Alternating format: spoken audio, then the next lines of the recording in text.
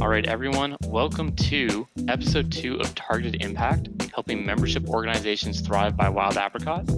Now, just as a reminder, we are in episode 2, so this is a brand new initiative where every other week we are going to have on a guest speaker to answer your questions and help you better manage your membership-based organization.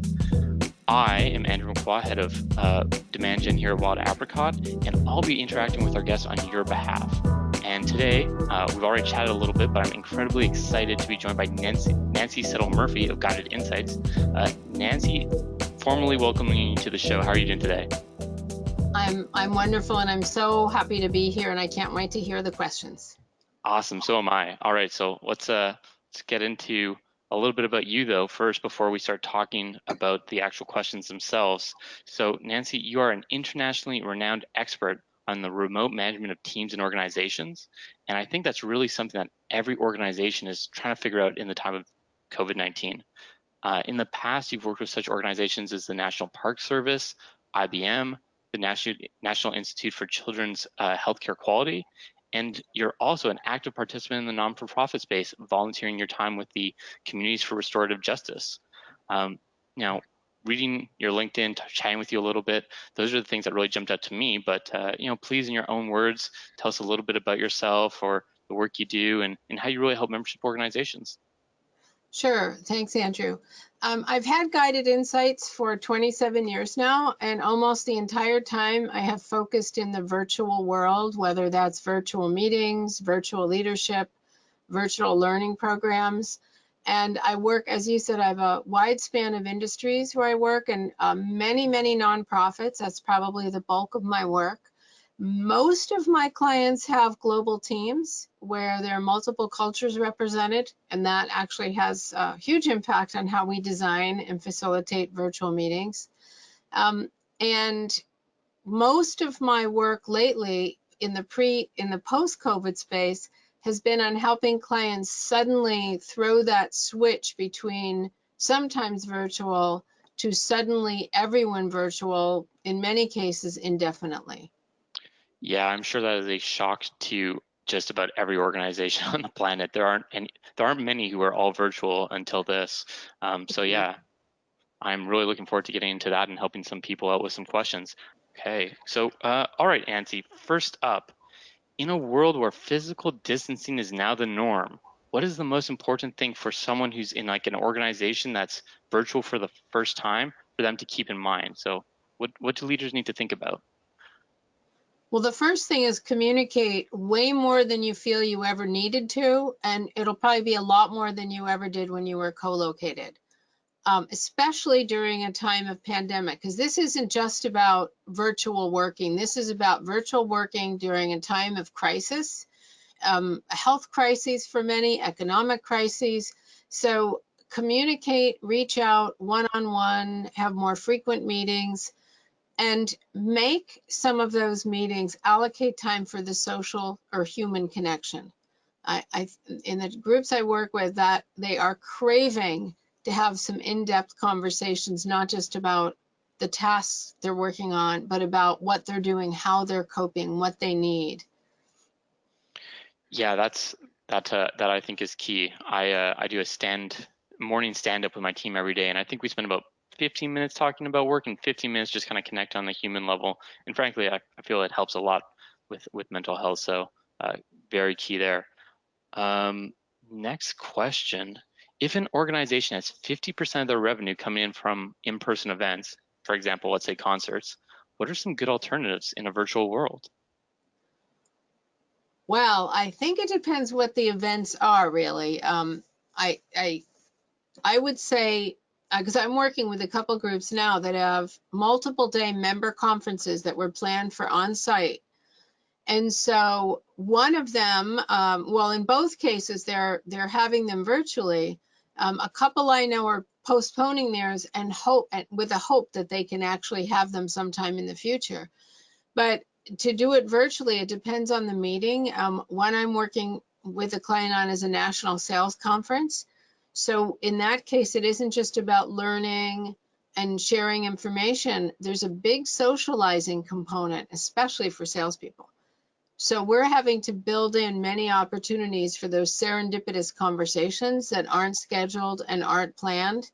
And that really takes a lot of thinking and the use of a variety of different tools, but that's doable. A concert, for example, or a play, that's harder to pull off virtually. It's possible, but I think there one really has to think about, do we postpone or do we scale it down? But I'd say most meetings can be transported into the virtual world with some creativity. Okay, with sales folks, virtual happy hour? Yes, and a lot of my clients are having virtual happy hours as a norm right now, just for that human connection, so people can just say hello and not have to go down their task list. Okay, yeah. Well, that makes perfect sense to me. What are some of the other, so you mentioned having a variety of kind of human interaction touch points. What are some other ones that you've seen work or are thinking about at least trying out? Well, I think anytime you have some kind of a social check-in, and I think that's often done, let's say if we had a group this size, let's say a few hundred people, I would break them quickly into groups or pairs, into acoustically private breakouts, where I could give them a certain question and they could go around their virtual table. No need for debrief, just a quick hello. There are a number of icebreakers that I've seen used well. One small example is passing a ball, naming someone and passing a ball to them for their turn, so that it's the participants who are choosing who goes next instead of the meeting leader picking on someone. Oh, that's cool. So in a virtual world, passing the ball almost virtually, like, so if we had four people here, I'd kick it over to someone else as opposed to having the leader pick them out. Exactly. Okay. It takes the effort off of the meeting leader, and it really gets people energized. Okay, I like it. I like it. So this one is interesting. I think it ties in really nicely here. So one of our guests has done several webinars, and they've noticed as of recently, their attendance webinar to webinar is going down. So their analysis is that they think people are having webinar fatigue. How would you address that? Well, I think there are a couple issues there. One is many of us have video meeting fatigue. Well, it's called Zoom fatigue, but it could be any kind of video meeting. There are many explanations as to why it's so taxing on our brains. But I think that's one thing is almost all meetings these days seem to be video meetings versus simply audio. And many people I know are experiencing way many more meetings than they ever did when they were co-located. So I think it's just a fatigue of meetings and convening using a screen and video in general is tiring people's brains out. But webinars, if the webinars are one to many, so more of an expert talking at people or presenting something to people with little interaction, these days you can go to one of them maybe a week, and after that I find people are checking out very quickly. So I think webinars or anything, any kind of virtual training or workshop, you have to keep people engaged and interacting at least every 3 to 5 minutes, or I think you're in big danger of losing them.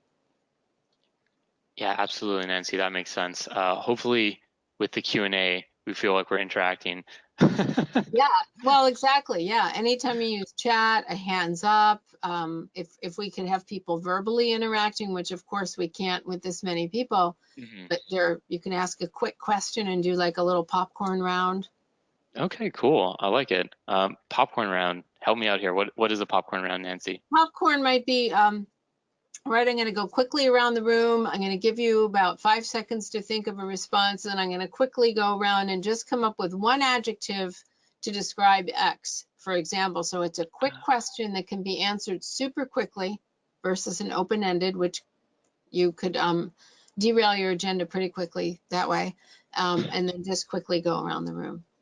Okay, cool. I'm definitely going to keep that in mind for the next meeting I'm running, which I think is in about 45 minutes from now. So Good timing. uh, there we go. Learn something new every day. Okay, next question from the audience. When an audience, okay, with an audience that are all hands-on learners, how do you keep them engaged and interactive, Nancy? Well, that's a great question. I have a mantra that I say, embed multitasking on task into all of your training. And by that, I mean, people have itchy fingers. My phone's off. I hope it's off. So we are all wired to be doing something with our hands, whether it's typing during a meeting or texting. So I think, and so we've all become hands-on to some degree. So I'd say for people who feel they need to do something with their hands, or they learn best through kinetic ways, I think it's a matter of adding images, small group breakouts, giving people time to think. It could be, let's say, showing an image and having people type ideas. But I think hands-on learners, we do have to be creative about that, because there's some things that would be very difficult to teach virtually. I have, however, seen some great cooking demos where people are learning in real time and following what the instructor is showing. But I think we have to be very creative about that. Use of video to some degree can help. Okay, great. Yeah, I would imagine also recordings would play a huge part of that solution, because when you're learning, you kind of repeat, right? Yes. Okay, great. I think this ties in really nicely, but I think I know the answer, but I'm going to ask you anyway. So our next audience member wants to know about, or they are seeing some really great or very effective virtual meetings, but those are for their large meetings that they would normally host. When they had a smaller events that were on the calendar, so under 25 people, they're just skipping those outright right now. And they want to know if they think that's if you think that's a good idea, or if they should, try and reinstate those, bring those along as soon as possible. Well, I think it depends on the objectives of those meetings of 25 people or fewer. I think that, and it sounds paradoxical, but I think people are craving conversations, especially in a time of COVID. I mean, we might have people, other little people or big people running around our houses. I mean, more work-related conversations. So I think anytime you give people a chance to have conversations that are meaningful and relevant, it's a good thing. And so but at the same time, there is definitely such a thing as too many meetings. Like, do we need to have a meeting for everything? So I would say challenge yourself about, do we need a meeting, for example, for status reporting, or can we post something online and then have a meeting to actually have a conversation about what we read in the status reports, or some concerns we have, or some cool things we just found out about. So I wouldn't summarily discount any meeting if we think it can't really be replaced other ways, and if the meeting gives people a chance to have a real discussion. I think meetings that are simply presentations, to a pretty large degree, should just be abolished. I don't think there's a place for them these days. Yeah, okay. That's a bold stand, but I can definitely see, in a world where we're just inundated with meetings, how those ones are the ones that lose the most value at this point. Yes. So this is a really interesting question. Our next audience member would like to know, how do you do virtual meetings with a audience that is deaf or hard of hearing? Well, there are a number of tools that have closed captioning. Zoom is one. That's a choice. That's a setting that you as the meeting host can invoke. I'm not familiar with all the tools. Zoom is the one I use most often, but I do believe that most of the big meeting apps have closed captioning as an option. And so I'd say, in addition to that, if I know that some or all audience members have difficulty hearing, I would then tend to design more of my meeting with a typed interaction versus one that has a lot of verbal interaction. So I would really take that into account in terms of, do I ask people to go around the room, or do I say, okay, everyone type in for a moment? And then the other thing is, anytime you have directions that you're giving verbally, I think this is good practice anyway, cut and paste those directions into your chat, and have them on a slide if you're showing a shared screen. Yeah, we'll definitely have to work on the or integrate a lot of visuals into your presentation with that kind of audience. So makes perfect sense. Thanks for that, Nancy. Okay, next question.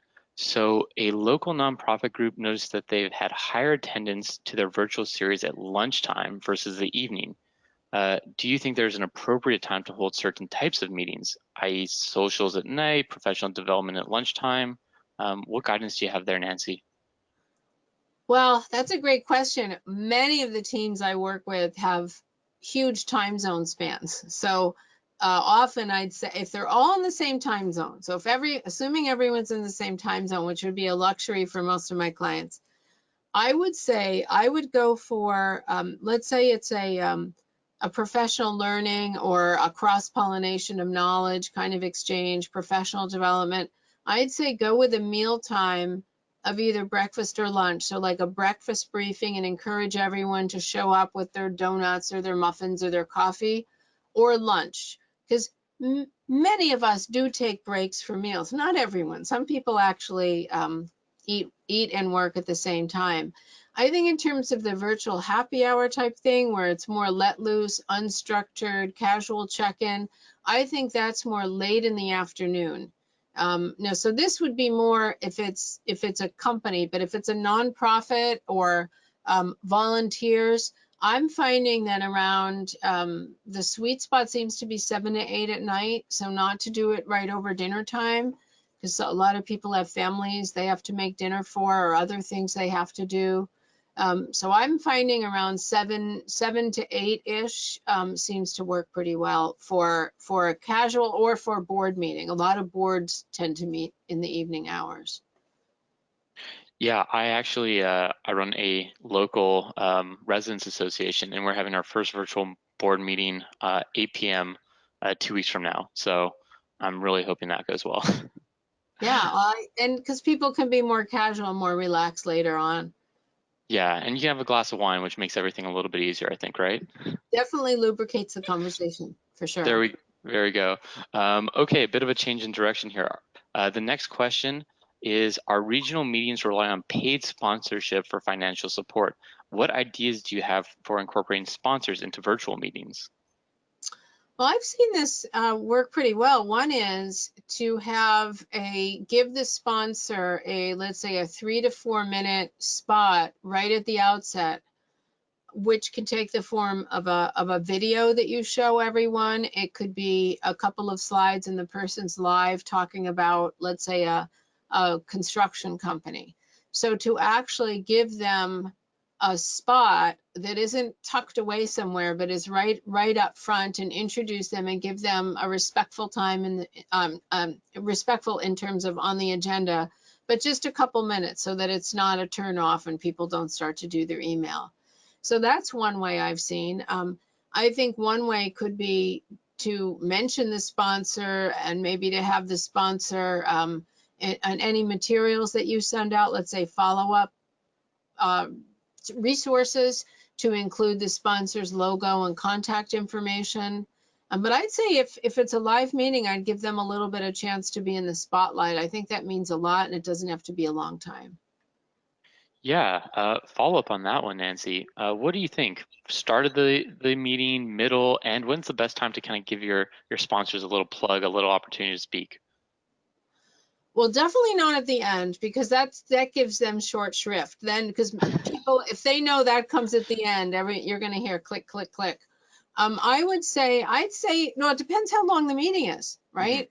If I'm thinking if it's an hour-long meeting or an hour and a half meeting, I would put it up at the front and say a word from our sponsor, and make it super clear to the sponsor that they are very tightly time boxed, that you will start, that they have, let's say, 3 minutes, and then you're going to go on. I just think it would be a little disruptive to have it in the middle. You could also, I usually give breaks, at least a 5-minute break, if it's 90 to 120 minutes, if a session is.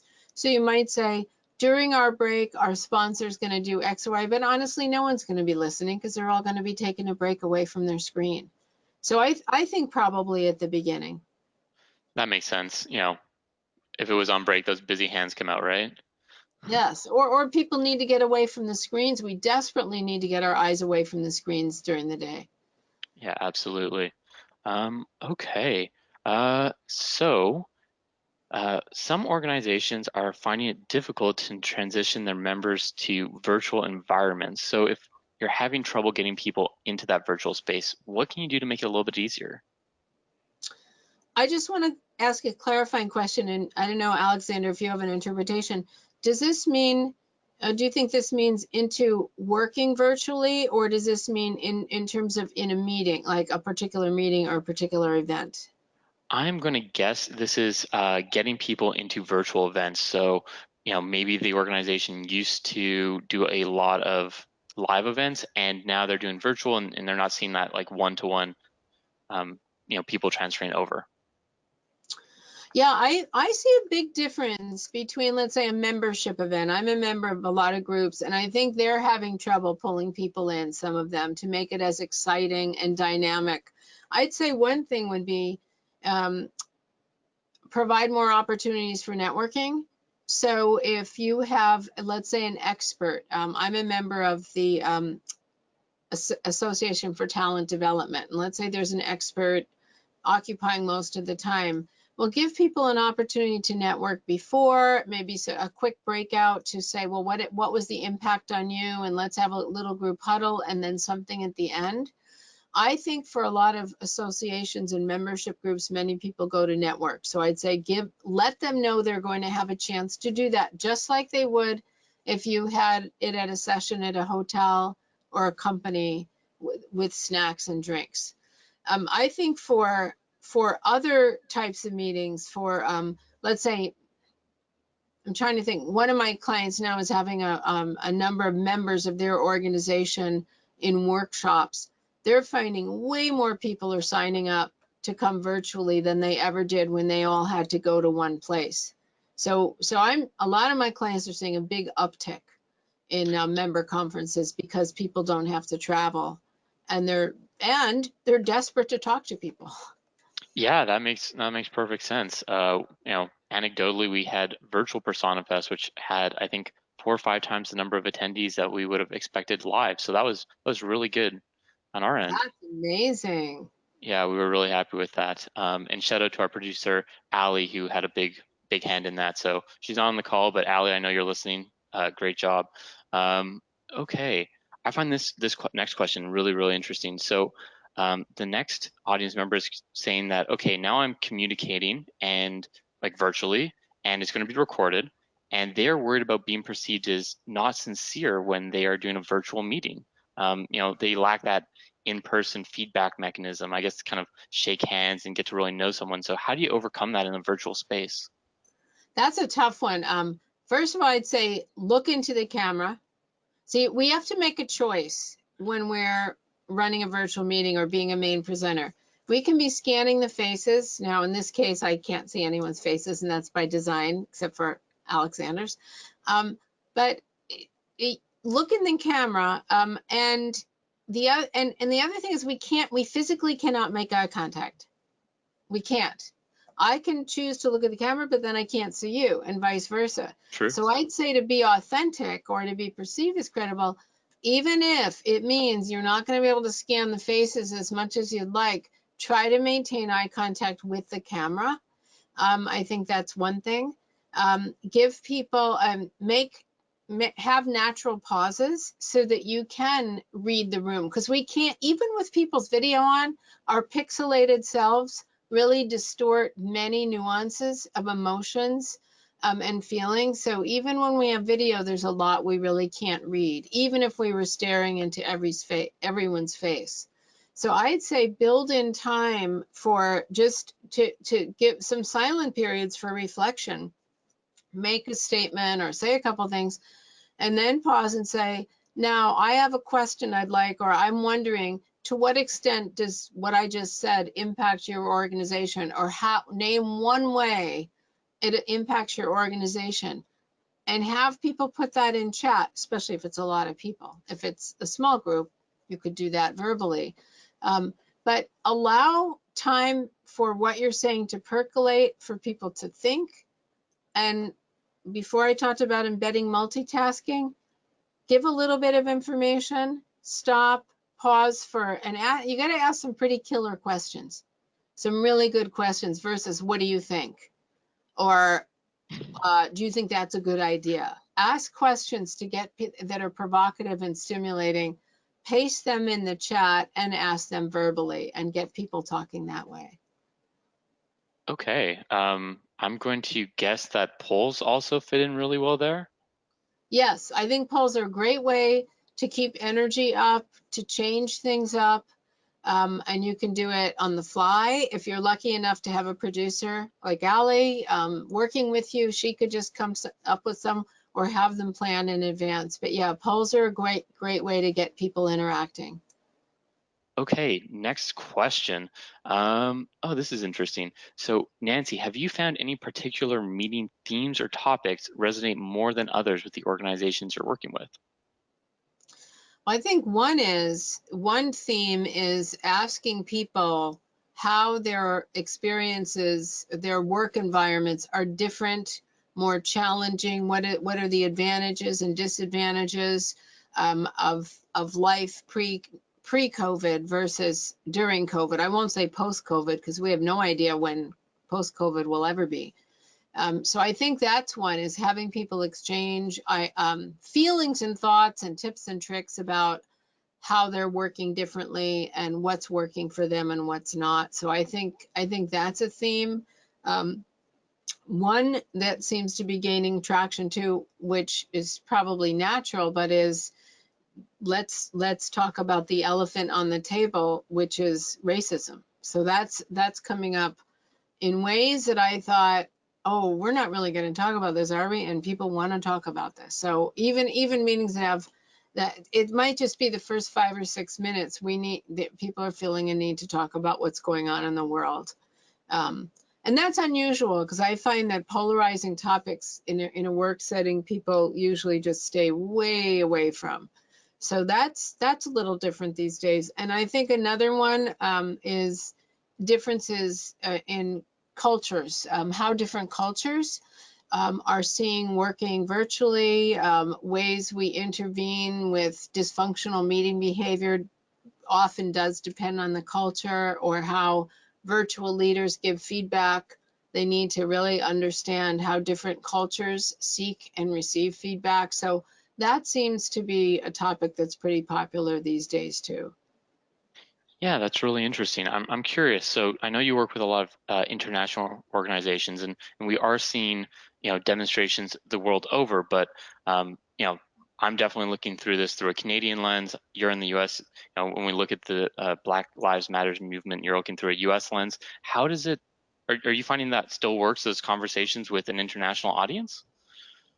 Yes, because because it is an international issue, and people, the outrage is shared all around the world. So yes, and what I find as an American is that many times when I'm on a call with people from different countries, they say, okay, we know what we hear in the news, but like, what do you think as the American? And it depends what my role is on the team. I mean, I can't, there's a lot, of course, it isn't appropriate for me to disclose, but I do get asked that often, or people are curious about like, what are you Americans thinking? And I say, yeah, I know. Ooh.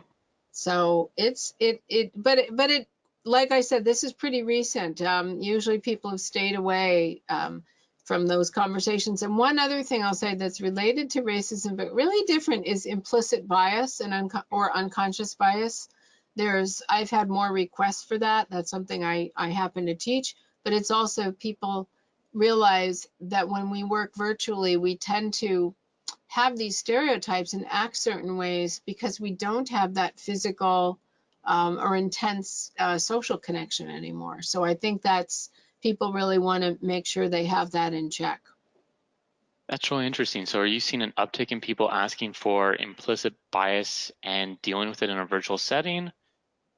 Yes, well, over the last few weeks especially, Mhm. but yes, when we work virtually, because the opportunities for making assumptions without validating, without getting to know individual people, I think there's there is people are more sensitive to the fact that they may be making these assumptions subconsciously and want to be a little bit more enlightened. Okay, that's really interesting. Well, glad you're doing the good work there. Just kind of shifting gears a little bit. So the next question comes from a member who has a 40-year membership art association. So I'm guessing what they say their meaning is that they have an art association that's 40 years old, and they have a lot of older members, and they want to know about what they can do to inspire younger members to join in and be active in a virtual world. What they can do to inspire the younger members, not the older members. Yeah. Okay, that's interesting, because usually it's almost like the question or the challenge is the opposite. Well, I'd say one thing that jumps out to me is that I think of the concept of reverse mentoring, where you might match or bring together people of different generations with different skill sets, and maybe have the younger people as, let's say, part of a virtual meeting of a membership group, have the younger people give them some roles about maybe helping the older people with technology. And I'm stereotyping here myself, but giving them some roles to show off their gifts and skills. And same with the older folks. Give them an opportunity to share some of their wisdom. So make it a real learning experience, an intergenerational learning experience, and make that part of the conversation, an intentional part of the conversation. So kind of thread some questions in there that both groups can really light up when they're answering. Because I do think people inherently love to help other people. And so if you give someone a reason to feel needed and helpful, I think that's a huge draw. Yeah, I definitely think that's one of the keys to engagement there. So thank you for sharing that, Nancy. Okay, I know you said you didn't want to answer any technical questions, but I think we can get away with this one. Okay. Bill is asking us if, given the importance of body language, should a presenter on a virtual presentation like this, stand back so their whole upper half of their body is visible, or is it kind of good? Like, now critique me. I got shoulders showing, or is this okay? I think it's much better to be just like you are, Andrew, and I think I am, to have enough showing that people can see you. You see your expressions. You can probably tell I use my hands a lot. I actually think it's good to use your hands in the virtual world because it can draw attention to an important point. But if you brought your whole body back, it would be much harder to see the expression on your face. And people get really distracted by backgrounds. And I do want to say a word about that. There are some virtual collaboration and meeting tools where you can change your background. Zoom, if you have a certain kind of computer, which I don't, you can change your background. So I would say be thoughtful about that if you want to be taken seriously. I wouldn't have like Mars and Pluto behind me, probably. I might tend to either have a green screen, or my own office is okay. It's not like I work in my kitchen or my dining room table, which some people have to do. So I'd say not to pull your whole body back. And the other thing I want to say about that is, if you're on video and you give people a break, recommend that they turn off the video before they get up to take the break. Because a lot of us dress like from here up because we're going to be on video, and we forget what we're wearing, or we just may not want people to see the rest of us as we're sauntering around our office. So I'd say, if anything, have video on when everyone can access and agree to it, but I wouldn't do the full body. No. Okay, understood. Well, I'm glad I passed the test there. I am going to try and use my hands more. When I'm on these calls, my urge is to use my hands, and I just kind of keep them down here because I'm like, I don't want to, confuse the screen. But not too much, but I think it is helpful to keep people focused. And not just the presenter, but people when they're speaking to each other, using their hands, because we have so little of the body language we can see, and all we really have is our hands and our facial expressions.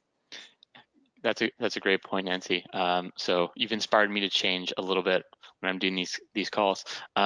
Okay, this is an interesting one. So I imagine, Nancy, you work with a lot of senior leadership, and this audience member is finding it a little difficult to convince their leadership the necessity to replicate in-person events in the virtual space, given you can't do in-person events because of COVID. So they actually say that they think virtual events could be even more powerful than the in-person ones they used to have. So what would you do to recommend bringing along those senior leaders in their organization? Well, I think seeing is believing. So I think if you expose them, if either you have your own virtual event that you're going to hold and ask them to participate or to observe, or one that you know of, someone who does it really well, or maybe one that's recorded that was done really well, I think sometimes they just have to be able to think through and to imagine and to picture what it will feel like. Because what I do see people doing, and it's so sad, is taking their on-site meeting agenda and the timing and the slides and everything else, and simply doing it virtually, showing slides, having a half hour of nothing but slides, and it's deadly. So I think if our paradigm and our belief is that we're simply taking the original face-to-face meeting and doing the same thing for the same time in a virtual world, I can see the skepticism. I can see that someone would say that'll never work. I think they have to be shown. The other thing I tend to do is I create very detailed agendas for myself and actually write down, here's where I ask this, here's where I ask people to chat, here's where we do this, here's the breakout, here are the questions in the breakout, here's how we're going to run the debrief. If you can even walk them through a detailed agenda like that, then they can start imagining, okay, now I can picture what you're saying. But it's hard for people who are convinced they won't work well without some kind of stimulus, whether that's an agenda or seeing an actual successful virtual meeting. Okay, that's great. Seeing is believing. Next up, okay, this is an interesting one. So we have an audience member who runs a chamber of commerce, and they had their first virtual mixer last night, and it was a slam dunk. It was interactive. They had a cooking demo. I'm curious what kind of food they were cooking. So if you can drop that in the questions, that would be great too. They had prizes as well. Next up, they are doing a luncheon, but this time the mayor is going to be speaking, and they're going to have about 250 to 300 people show up for that. And they want to know what they can do to keep things interesting with the mayor there and going slide to slide. Well, I think it depends how long the mayor is intending to speak or how long you want the mayor to speak for. In other words, if it's a 10-minute versus 60 minutes, I would treat it differently. But I'd say in general, if the mayor, let's say had 20 minutes worth of content, but could break it down into small chunks.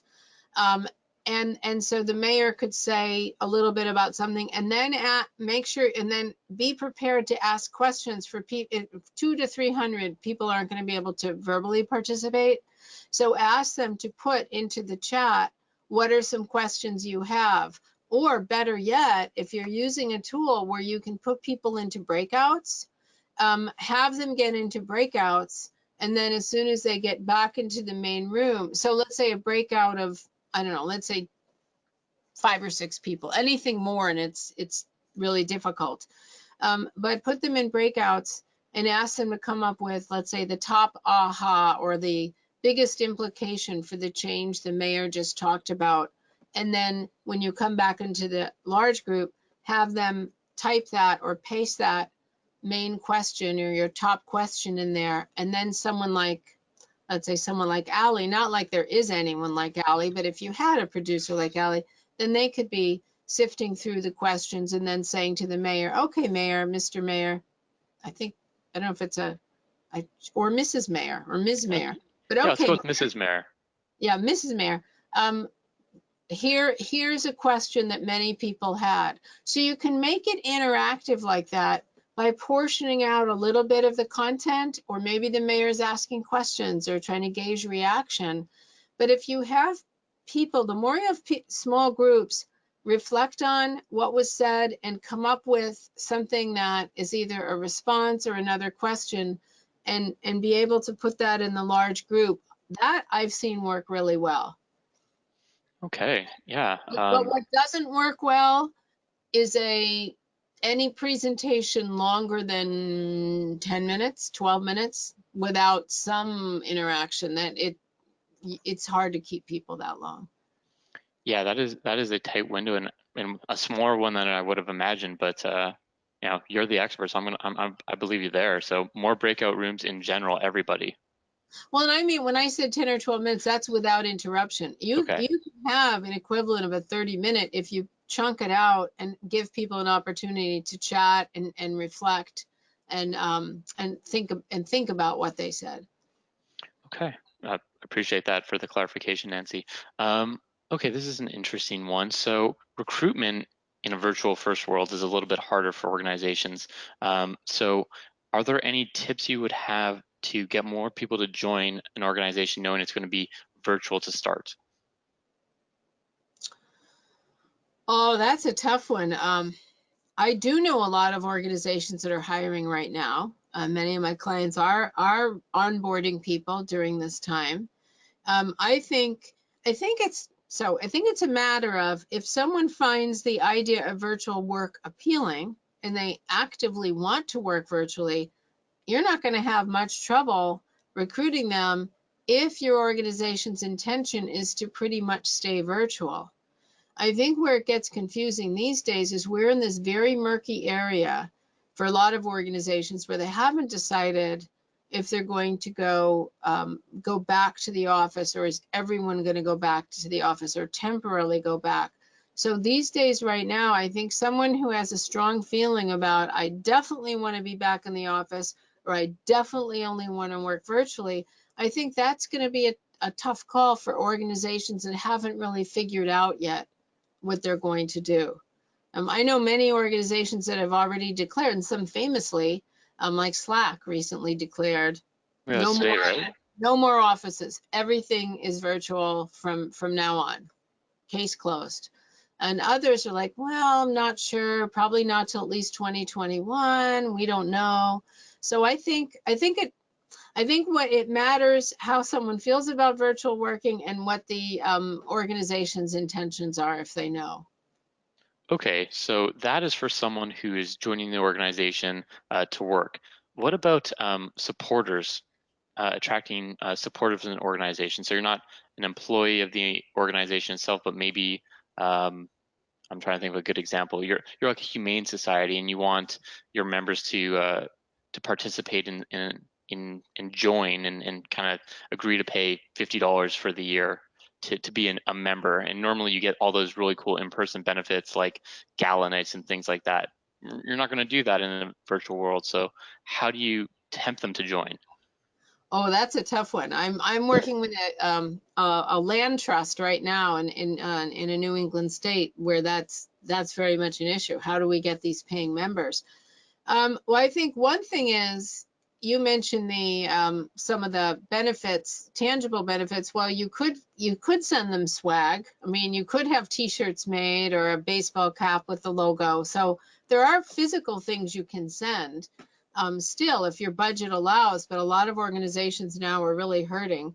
I'd say one might be one way could be that if they have a say in sponsoring a project, or prioritizing a certain project, like, okay, you members, you get to decide what our next project is, or how we're going to spend the lion's share of our funds. Let's say it's a pet shelter, and here are our choices. If you join as a member, you not only can identify, help us decide the projects, but you can actually act as a team member and help us brainstorm ideas. Not necessarily do the work, because if they're physically distant, they really can't right now. But I think I'm finding the more say members have over what that organization does or its direction, the more they're going to be likely to participate. And some want very light participation or almost none, like I'll just send you my money, but please don't involve me, I don't have time. And some, their heart is there and they really want to do some community service and really haven't been able to very much here. So at least they can kind of help sail the ship, so to speak, even if they can't be physically doing the work. Yeah, I'm just going to jump in there. Another idea I think would be really good is if someone, isn't actively participating but is willing to sign up and donate, giving them just a regular touch point, what their money is doing for the organization is a really powerful way to just let them know that they're still making a difference, even if they can't actively be involved. Well, and I just want to build on that because I think that's huge, that what I think of as donor stewardship Hmm. is to kind of cultivate the donors. And I think that telling them how their money is being used and really focusing on individuals or this family was able to do this thanks to this, or this dog was saved versus like you saved 20 dogs. It's much more meaningful, I think, when you spotlight a specific example. Okay, so for dogs, spotlight on spot, I got it. Um, okay, Nancy, we are running out of time, so I'm going to do one more question, then we're going to have to kind of wrap it up. And I think this is an interesting one. So how do you limit individuals from talking too much in a meeting or interrupting other people? And how do you make sure everyone gets a chance to speak? Oh my gosh, I teach a whole course on this. Okay, I'll say really Okay. quickly. In a virtual world, we have only our voices. We can't give someone the stink eye or a hook. We can't use our body language to move them away. So all we have is our voice, really. So one thing I do, first of all, I always say, I'm sorry, Andrew, but I just need to interrupt. If I'm on video, I might give a timeout sign and say, Andrew, sorry to interrupt. That's first thing. Second is ego, flatter the ego. Mhm. So you sound like you have so many great ideas, and I'd love to talk to you offline about maybe some resources that you can share with the rest of the group.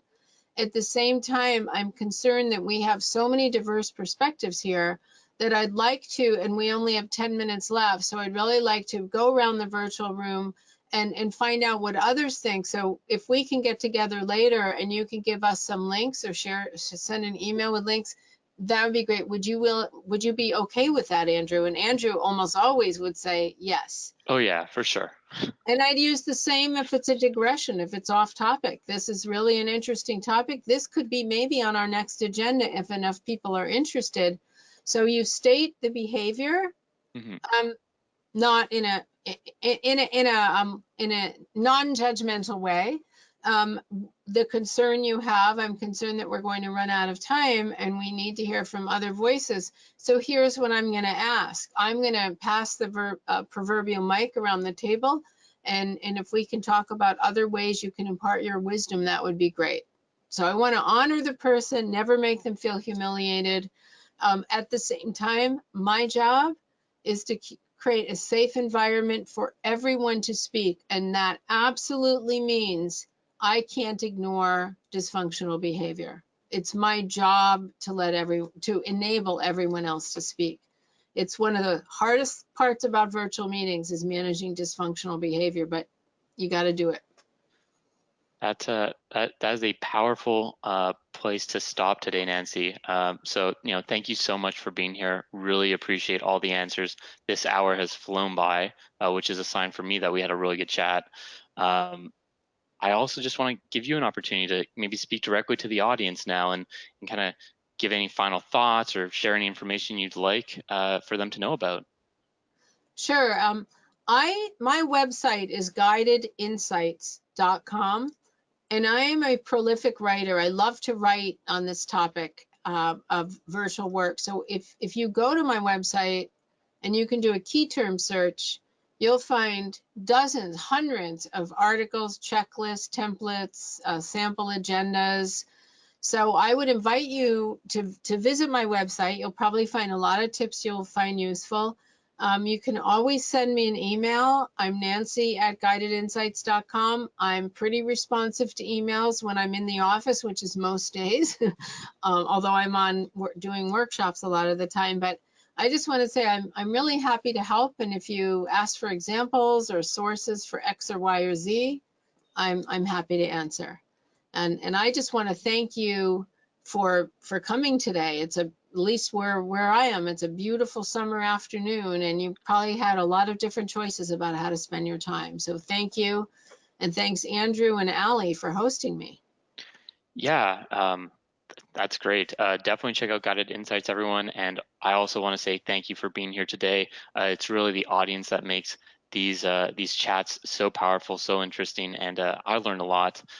So thank you all for being here. I know you can't see the chat, but I just want to let you know a ton of people are saying thank you and saying this was inspirational and you were super helpful. So clearly everyone else is really appreciating that. Final notes, everyone. We have 1 minute left. The next targeted impact will be on July 2nd. We're going to have Sean Kosofsky, aka the Nonprofit Fixer, with us. So be sure to sign up for that if you enjoyed this chat. Also, we did have a real big focus on kind of COVID and all of that. Wild Apricot currently has a COVID plan. So if you're an organization dedicated to making the world a little bit of a better place, and directly addressing COVID, you can actually get a free account fully unlocked to kind of do your good work. So check that out.